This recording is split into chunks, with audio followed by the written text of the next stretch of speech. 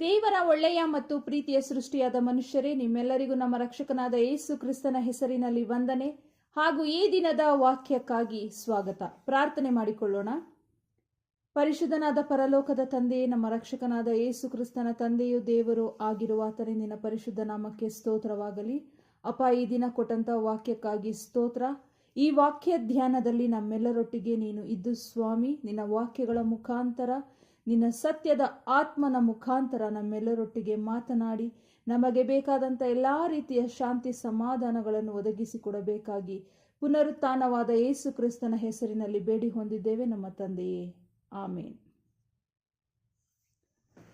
ಕರ್ತನಲ್ಲಿ ಪ್ರಿಯರೇ, ಇಂದು ನಾವು ದೇವರ ಧನವ ಎಂಬ ವಾಕ್ಯದ ಆಧಾರದ ಮೇಲೆ ಧ್ಯಾನ ಮಾಡಲಿಕ್ಕಿದ್ದೇವೆ. ದೇವರ ಅಥವಾ ಧನವ, ಧನ ಅಂದ್ರೆ ಹಣ, ದುಡ್ಡು. ಈ ವಿಚಾರದಲ್ಲಿ ಸತ್ಯವೇದದಲ್ಲಿ ಏನು ಬರೆಯಲ್ಪಟ್ಟಿದೆ? ಮತ್ತಾಯನು ಬರೆದ ಸುವಾರ್ತೆ 6ನೇ ಅಧ್ಯಾಯ 24ನೇ ವಚನದಲ್ಲಿ ಈ ರೀತಿಯಾಗಿ ಬರೆಯಲ್ಪಟ್ಟಿದೆ: ಯಾವನು ಇಬ್ಬರು ಯಜಮಾನರಿಗೆ ಸೇವೆ ಮಾಡಲಾರನು. ಅವನು ಒಬ್ಬನನ್ನು ದ್ವೇಷಿಸಿ ಮತ್ತೊಬ್ಬನನ್ನು ಪ್ರೀತಿಸುವನು, ಇಲ್ಲವೇ ಒಬ್ಬರನ್ನು ಹೊಂದಿಕೊಂಡು ಮತ್ತೊಬ್ಬನನ್ನು ತಾತ್ಸಾರ ಮಾಡುವನು. ನೀವು ದೇವರನ್ನು ಧನವನ್ನು ಕೂಡ ಸೇವಿಸಲಾರಿರಿ. ಇಲ್ಲಿ ಈ ಎರಡು ಯಾವ ರೀತಿ ಹೇಳ್ತಾ ಇದೆ? ನನಗೆ ದೇವರು ಬೇಕು, ಧನನೂ ಬೇಕು ಅಂದ್ರೆ ದೇವರು ಬೇಕು, ಹಣನೂ ಬೇಕು ಅಂತ ಅನ್ಕೋಬೇಡ್ರಿ. ಯಾಕಂದ್ರೆ ಈ ಯಜಮಾನರಿಗೆ, ಈ ಇಬ್ಬರು ಯಜಮಾನರಿಗೆ ಯಾವನೂ ಸೇವೆ ಮಾಡಲಾರನು. ಒಬ್ಬನನ್ನ ದ್ವೇಷಿಸ್ತಾರೆ, ಮತ್ತೊಬ್ಬನನ್ನ ಪ್ರೀತಿಸ್ತಾರೆ. ಒಬ್ಬನನ್ನ ಹೊಂದಿಕೊಂಡು ಮತ್ತೊಬ್ಬರನ್ನು ತಾತ್ಸಾರ ಮಾಡ್ತಾರೆ ಅನ್ನೋದು ಈ ವಾಕ್ಯದಲ್ಲಿ ನಮಗೆ ಸ್ಪಷ್ಟವಾಗಿ ತಿಳಿಸಲ್ಪಡ್ತಾ ಇದೆ. ಮತ್ತಾಯನು ಬರೆದ ಸುವಾರ್ತೆ 6ನೇ ಅಧ್ಯಾಯ 31ನೇ ವಚನದಿಂದ 34ನೇ ವಚನದಲ್ಲಿ ಈ ರೀತಿಯಾಗಿ ಬರೆಯಲ್ಪಟ್ಟಿದೆ: ಏನು ಊಟ ಮಾಡಬೇಕು, ಏನು ಕುಡಿಯಬೇಕು, ಏನು ಹೊದ್ದುಕೊಳ್ಳಬೇಕು ಎಂದು ಚಿಂತೆ ಮಾಡಬೇಡಿರಿ. ಇವೆಲ್ಲವುಗಳಿಗಾಗಿ ಅಜ್ಞಾನಿಗಳು ತವಕ ಪಡುತ್ತಾರೆ. ಇದೆಲ್ಲ ನಿಮಗೆ ಬೇಕಾಗಿದೆ ಎಂದು ಪರಲೋಕದಲ್ಲಿರುವ ನಿಮ್ಮ ತಂದೆಗೆ ತಿಳಿದಿದೆಯಷ್ಟೇ. ನೋಡ್ರಿ, ಏನು ಊಟ ಮಾಡಬೇಕು, ಏನು ಕುಡಿಬೇಕು, ಏನು ಹೊದ್ಕೋಬೇಕು ಅಂತ ನೀವು ಚಿಂತೆ ಮಾಡಬೇಡ್ರಿ. ಇದೆಲ್ಲ ಇವುಗಳಿಗೋಸ್ಕರ ಅಜ್ಞಾನಿಗಳು ಚಿಂತೆ ಮಾಡ್ತಾರೆ. ನೀವ್ಯಾಕೆ ಚಿಂತೆ ಮಾಡ್ತೀರಾ? ನೀವು ದೇವರನ್ನ ನಂಬಿದಿರಲ್ಲ. ಇವೆಲ್ಲ ನಿಮಗ್ ಬೇಕಾಗಿದೆ ಅಂತ ಪರಲೋಕದಲ್ಲಿರುವ ನಿಮ್ಮ ತಂದೆಗೆ ಗೊತ್ತಿದೆ ಅಂತ ಇಲ್ಲಿ ಯೇಸು ಸ್ವಾಮಿ ತಿಳಿಸ್ಕೊಡ್ತಾ ಇದ್ದಾರೆ. ಹೀಗಿರೋದ್ರಿಂದ ನೀವು ಮೊದಲು ದೇವರ ರಾಜ್ಯಕ್ಕಾಗಿಯೂ ನೀತಿಗಾಗಿಯೂ ತವಕ ಪಡಿರಿ, ಇವುಗಳ ಕೂಡ ಅವೆಲ್ಲವೂ ನಿಮಗೆ ದೊರಕುವು ಎಂದು ಬರೆಯಲ್ಪಟ್ಟಿದೆ. ಇಲ್ಲಿ ನೋಡಿ, ನಮಗೆ ಏನ್ ಬೇಕು ಅಂತ ನಾವು ಕೇಳೋದಕ್ಕೆ ಮುಂಚೆನೆ ತಂದೆ ದೇವರಿಗೆ ಗೊತ್ತಿದೆ. ಹಾಗಾಗಿ ಅವರು ಅವೆಲ್ಲವುಗಳನ್ನು ತಕ್ಕ ಸಮಯಕ್ಕೆ ಅದನ್ನು ನಮಗೆ ಅನುಗ್ರಹಿಸಿಕೊಡ್ತಾರೆ. ನಿಮಗಿರುವುಗಳಲ್ಲಿ ಸಂತೋಷವಾಗಿರಿ ಅಂತಾನೂ ಸಹ ವಾಕ್ಯದಲ್ಲಿ ಬರೆಯಲ್ಪಟ್ಟಿದೆ. ಆದರೆ ನಾವೇನ್ ಮಾಡ್ತೀವಿ? ನಮಗೆ ಇರುವುದನ್ನ ಬಿಟ್ಟು ಇಲ್ಲದೆ ಇರುವುದನ್ನ ನೆನೆಸಿ ಬಯಸಿ ಅದಕ್ಕಾಗಿ ನಾವು ವ್ಯಥೆ ಪಡ್ತಾ ಇರ್ತೀವಿ. ಹಾಗಾಗಿ ನಮ್ಮ ಜೀವನಗಳಲ್ಲಿ ಸಮಾಧಾನ ಅನ್ನೋದು ಇರೋದಿಲ್ಲ. ಈಗ ನಮಗೆ ಏನ್ ದೇವರು ಕೊಟ್ಟಿದ್ದಾರೆ ಅದರಲ್ಲಿ ನಾವು ತೃಪ್ತಿಯಾಗಿ ಇರೋದಿಲ್ಲ. ಅದಕ್ಕೆ ನಾವು ಸ್ತುತಿ ಸ್ತೋತ್ರಗಳನ್ನ ಸಮರ್ಪಿಸುವುದಿಲ್ಲ. ಅದನ್ನ ಬಿಟ್ಟು ನಾವು ಇನ್ನೇನನ್ನೋ ಬಯಸ್ತಾ ಇರ್ತೀವಿ, ಇನ್ನೂ ಹೆಚ್ಚಾದದ್ದೇನನ್ನೋ ಬಯಸ್ತಾ ಇರ್ತೀವಿ. ಕರ್ತನಲ್ಲಿ ಪ್ರಿಯರೇ, ವಾಕ್ಯದಲ್ಲಿ ಸ್ಪಷ್ಟವಾಗಿ ತಿಳಿಸಲ್ಪಡ್ತಾ ಇದೆ, ನಿಮಗೆ ಏನೇನ್ ಬೇಕು ಅನ್ನೋದು ತಂದೆ ದೇವರಿಗೆ ಗೊತ್ತಿದೆ. ತಕ್ಕ ಸಮಯಕ್ಕೋಸ್ಕರ ನಾವು ಕಾಯಬೇಕು. ಆ ಸಮಯ ಬಂದಾಗ ಖಂಡಿತ ದೇವರು ನಮಗದನ್ನ ಅನುಗ್ರಹಿಸಿಕೊಟ್ಟೇ ಕೊಡ್ತಾರೆ. ಮತ್ತೆ ಮುಂದೆ ನಾವು ನೋಡೋದಾದ್ರೆ, ಭೂಲೋಕದಲ್ಲಿ ಗಂಟು ಮಾಡಿಟ್ಟುಕೊಳ್ಬೇಡ್ರಿ, ಪರಲೋಕದಲ್ಲಿ ಗಂಟು ಮಾಡಿಟ್ಟುಕೊಳ್ರಿ ಅಂತನೂ ಬರೆಯಲ್ಪಟ್ಟಿದೆ. ಕರ್ತನಲ್ಲಿ ಪ್ರಿಯರೇ, ಭೂಲೋಕದ ಗಂಟು ನಾಶವಾಗುವಂಥದ್ದು, ಪರಲೋಕದ ಗಂಟು ಶಾಶ್ವತವಾದದ್ದು. ಕರ್ತನಲ್ಲಿ ಪ್ರಿಯರೇ, ಹೆಚ್ಚಾಗಿ ದೇವರ ರಾಜ್ಯಕ್ಕಾಗಿ ಪ್ರಾರ್ಥನೆ ಮಾಡ್ರಿ. ನಿಮಗಿರುವುಗಳಿಗಾಗಿ ಸ್ತುತಿ ಸ್ತೋತ್ರಗಳನ್ನ ಸಲ್ಲಿಸಿರಿ. ವಾಕ್ಯ ಸ್ಪಷ್ಟವಾಗಿ ತಿಳಿಸ್ಕೊಡ್ತಾ ಇದೆ, ದೇವರನ್ನು ಧನವನ್ನು ಒಟ್ಟಿಗೆ ಪಡೆಯಲಾರಿರಿ ಅಂತ. ಈ ಎರಡು ವಿರುದ್ಧ ದಿಕ್ಕುಗಳಲ್ಲಿ ಇರುವಂಥದ್ದಾಗಿದೆ. ಇವುಗಳಲ್ಲಿ ನಿಮ್ಮ ಆಯ್ಕೆ ಏನಾಗಿದೆ? ಕರ್ತನಲ್ಲಿ ಪ್ರಿಯರೇ, ನಾವು ಮೊದಲು ದೇವರ ರಾಜ್ಯಕ್ಕಾಗಿ ನೀತಿಗಾಗಿ ತವಕ ಪಡಬೇಕು. ಇದು ನಾವು ಮಾಡುವಂತಹ ಗಂಟು. ಇದು ನಾವು ಪರಲೋಕದಲ್ಲಿ ಕೂಡಿಸಿಡುವಂತಹ ಗಂಟು. ಈ ಲೋಕದಲ್ಲಿ ಜೀವಿಸುವವರಾದ ನಾವು ತಂದೆ ದೇವರ ಮಕ್ಕಳಾಗಿ ಜೀವಿಸುತ್ತಿರುವುದಾದರೆ ಆತನ ಚಿತ್ತಕ್ಕೆ ನಮ್ಮನ್ನು ನಾವು ಒಪ್ಪಿಸಿಕೊಟ್ಟು ನಡೆಯಬೇಕು. ತಂದೆ ದೇವರಿಗೆ ಸ್ತುತಿ ಸ್ತೋತ್ರ ಸಲ್ಲಿಸಬೇಕು. ನಮಗಿರುವುಗಳಲ್ಲಿ ನಾವು ಸಂತೋಷ ಪಡಬೇಕು. ಇತರರಿಗಾಗಿ ನಾವು ಪ್ರಾರ್ಥಿಸಬೇಕು. ಕಷ್ಟದಲ್ಲಿ ಇರುವಂಥವ್ರನ್ನ ನೋಡಿ ನಮ್ಮ ಕೈಲಾದ ಸಹಾಯವನ್ನು ನಾವು ಅವರಿಗೆ ಮಾಡಬೇಕು. ಈ ಲೋಕದಲ್ಲಿ ಯಾವುದೇ ರೀತಿಯ ಆಸೆಗಳಿಲ್ಲದಂತೆ ನಾವು ಬದುಕಬೇಕು. ಅಂದ್ರೆ ಅತಿಯಾಗಿ ನಾವು ಯಾವುದನ್ನು ಆಸೆ ಪಡಬಾರ್ದು. ದೇವ್ರು ನಮ್ಗೆ ಎಷ್ಟು ಕೊಟ್ಟಿದ್ದಾರೆ ನಾವು ಅಷ್ಟರಲ್ಲಿ ನಾವು ಸಂತೋಷ ಪಡ್ತಾ ಮುಂದೆ ಹೆಜ್ಜೆ ಇಕ್ತಾ ಹೋಗ್ಬೇಕು.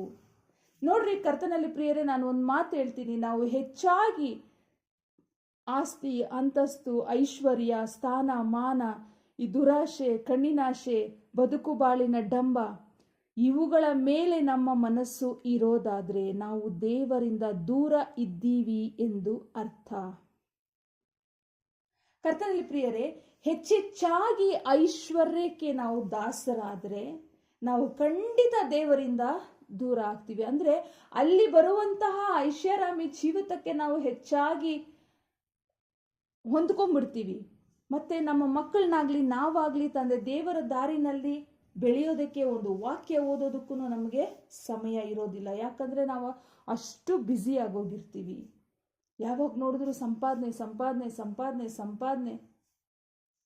ವಾಕ್ಯದಲ್ಲಿ ಇದು ಬರೆಯಲ್ಪಟ್ಟಿದೆ, ಹೊತ್ತು ಹುಟ್ಟೋದಕ್ಕಿಂತ ಮುಂಚೆ ಎದ್ದು ಕೆಲಸಕ್ಕೆ ಹೋಗುವವರು, ಹೊತ್ತು ಮೀರಿ ಮನೆಗೆ ಬರುವವರು ಯಾತಕ್ಕೋಸ್ಕರ ಕಷ್ಟಪಡ್ತಾ ಇದ್ದೀರಾ? ವಾಕ್ಯದಲ್ಲಿ ಇದು ಬರೆಯಲ್ಪಟ್ಟಿದೆ, ಹಕ್ಕಿ ಪಕ್ಷಿಗಳನ್ನೆಲ್ಲ ಸಾಕುವಂತ ತಂದೆ ದೇವರು ನಿಮ್ಮನ್ನು ಸಾಕಲಾರನೆ. ಅವುಗಳಿಗೆ ನಂಬಿಕೆ ಇದೆ ತಂದೆ ದೇವರ ಮೇಲೆ. ಅವುಗಳನ್ನ ತಂದೆ ದೇವರು ಇಂದಿಗೂ ಸಹ ನಡೆಸ್ತಾ ಇದ್ದಾರೆ. ನಾವು ಹೆಚ್ಚಾಗಿ ಪ್ರಾರ್ಥನೆಯನ್ನ ಮಾಡ್ತಿದ್ದೀವಿ, ದೇವ್ರ ಮೇಲೆ ನಂಬಿಕೆ ಇಟ್ಟಿದ್ದೀವಿ. ಆದ್ರೆ ನಮ್ಮ ಮೇಲೆ ನಮಗೆ ನಂಬಿಕೆ ಜಾಸ್ತಿ. ನಾವು ಕೆಲ್ಸಕ್ಕೆ ಹೋದ್ರೇನೆ, ನಾವು ಅದು ಮಾಡಿದ್ರೇನೆ, ನಾವು ಇದು ಮಾಡಿದ್ರೇನೆ ಟೆನ್ಷನ್ ಟೆನ್ಷನ್ ಟೆನ್ಷನ್. ನಿಜ ರೀ, ಕೆಲಸ ಮಾಡಬೇಕು, ನಾನು ಇಲ್ಲ ಅಂತ ಹೇಳ್ತಿಲ್ಲ. ಆದರೆ ವಾಕ್ಯಕ್ಕೆ ಸಮಯ ಕೊಡ್ರಿ. ದೇವರೊಟ್ಟಿಗೆ ವಾಕ್ಯಗಳ ಮುಖಾಂತರ ಮಾತನಾಡ್ರಿ. ಆತನ ಸ್ವರಕ್ಕೆ ಕಿವಿಗೊಡ್ರಿ. ನೀವು ಯಾವುದಕ್ಕೋಸ್ಕರ ಆತುರ ಪಡ್ತಾ ಇದ್ದೀರಾ ನಿಮ್ಮ ಜೀವನದಲ್ಲಿ ಸಿಗಬೇಕು ಅಂತ, ಅದರಲ್ಲಿ ಆತನ ಚಿತ್ತ ಇದೆಯಾ ಇಲ್ಲ ಅನ್ನೋದಕ್ಕೆ ಫಸ್ಟ್ ತಿಳ್ಕೊಳ್ರಿ. ಆತನ ಚಿತ್ತ ಇಲ್ಲ ಅಂದ್ರೆ ನಿಮ್ಮ ಜೀವನದಲ್ಲಿ ನೀವು ಏನ್ ಬಯಸ್ತಾ ಇದ್ದೀರೋ ಅದು ನಿಮಗೆ ಸಿಗೋದಿಲ್ಲ. ಆತನ ಚಿತ್ತ ಇದ್ರೆ ಮಾತ್ರನೇ, ನೀವು ಬಯಸದೇ ಇದ್ರು ಅದು ನಿಮ್ಮ ಜೀವನದಲ್ಲಿ ನಿಮಗೆ ಸಿಗುತ್ತೆ. ದಯಮಾಡಿ ಅರ್ಥ ಮಾಡ್ಕೊಳ್ರಿ.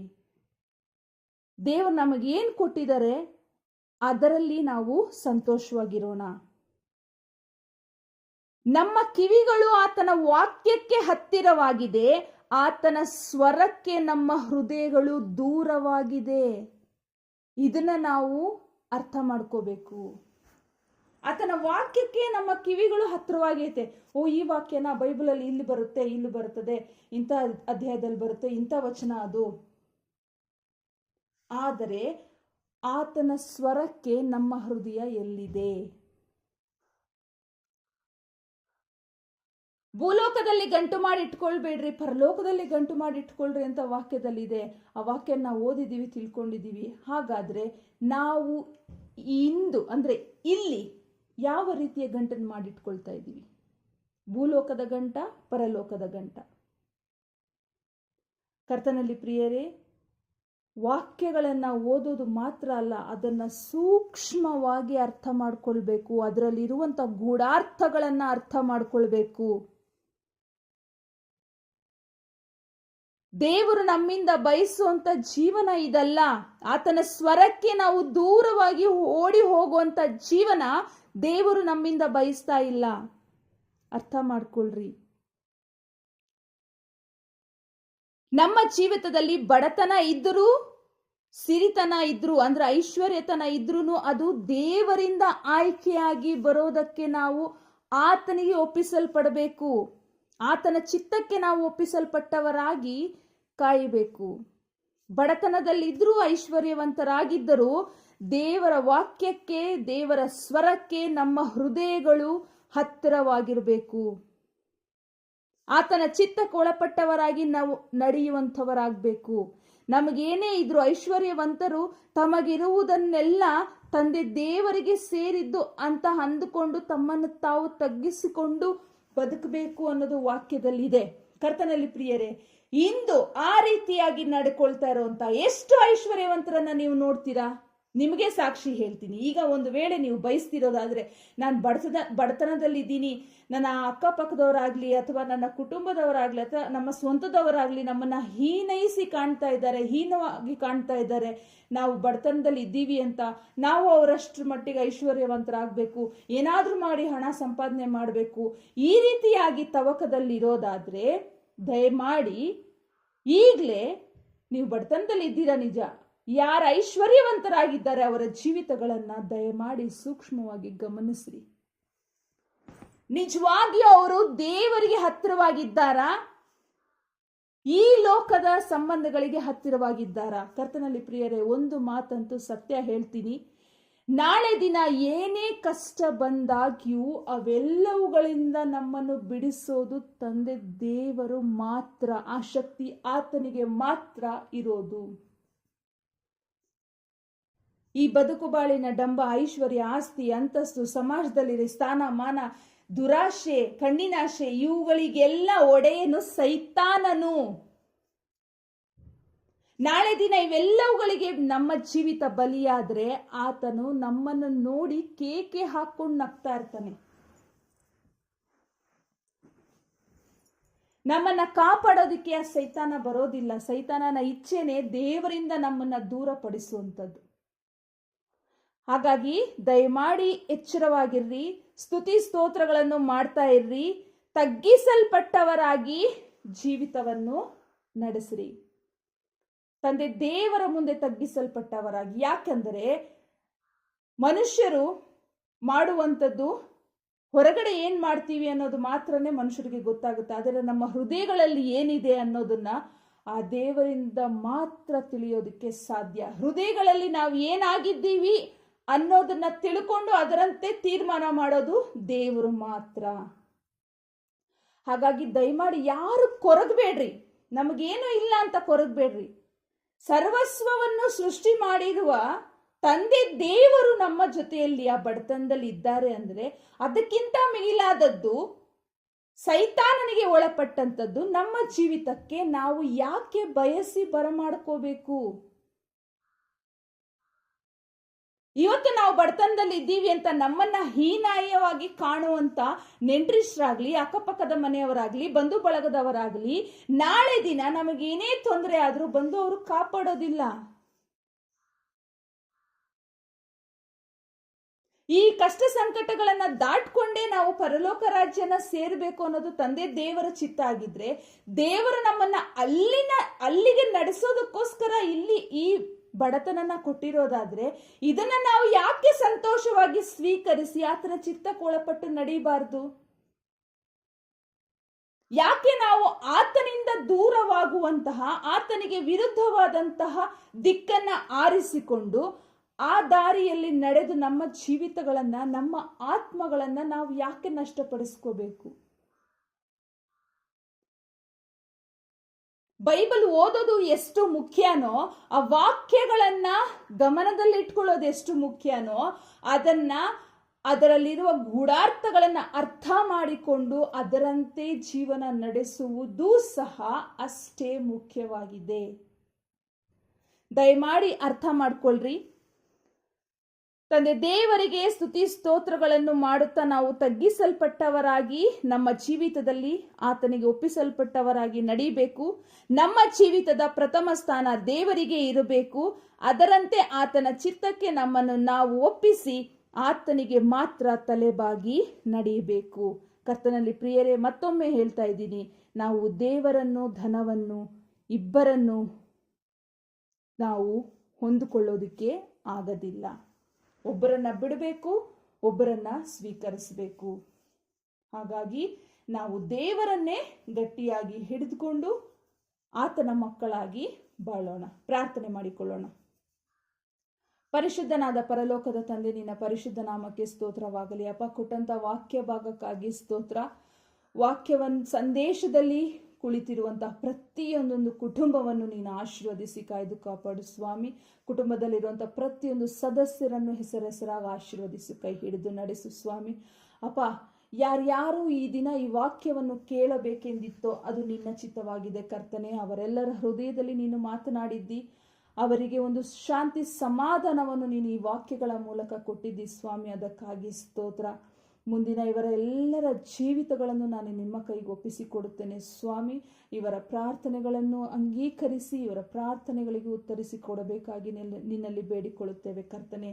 ಹೀಗೆ ಹೆಚ್ಚಾಗಿ ಸ್ವಾಮಿ ನಮ್ಮನ್ನು ಕೈ ಬಿಡದೆ ನಿನ್ನ ವಾಕ್ಯಗಳ ಮೂಲಕ ನಮ್ಮನ್ನು ಸದಾ ಎಚ್ಚರಿಸಿ ನಡೆಸಿ ನಿನ್ನ ಒಂದು ಮಂದೆಯಲ್ಲಿ ನಮ್ಮನ್ನು ಕಾಯುತ್ತಾ ಬರಬೇಕಾಗಿ ಪುನರುತ್ಥಾನವಾದ ಯೇಸು ಕ್ರಿಸ್ತನ ಹೆಸರಿನಲ್ಲಿ ಬೇಡಿ ಹೊಂದಿದ್ದೇವೆ ನಮ್ಮ ತಂದೆಯೇ, ಆಮೇನ್.